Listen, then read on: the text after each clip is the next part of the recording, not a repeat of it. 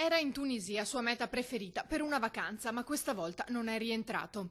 Giuseppe Nistico per tutti Pino, 71 anni, originario di Catanzaro ma veneziano d'adozione e residente a Mestre da anni, è stato ucciso. L'hanno legato al letto, imbavagliato e picchiato fino alla morte. Sembrerebbe per pochi contanti e un cellulare. Pensionato, Pino ha lavorato una vita come pizzaiolo, in particolare nel bar della stazione di Venezia, Santa Lucia. Le autorità tunisine, a distanza di pochi giorni dal fatto, hanno arrestato i due presunti assassini, due giovani del posto. Prima un 26enne tunisino che sembra fosse addirittura un amico di Pino, poi il complice a distanza di qualche giorno. Nistico era partito con un amico che la sera del 25 aprile si sarebbe allontanato per qualche ora, lasciandolo da solo.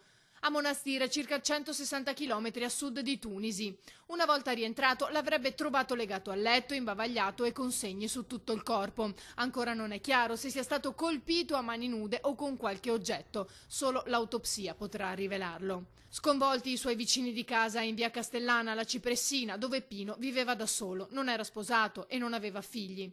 Era come un figlio per me, impossibile non volergli bene, racconta la sua dirimpettaia. Era una persona stupenda, l'hanno ammazzato in una maniera orribile. Da decidere la data dei funerali che si svolgeranno a Mestre e non a Catanzaro.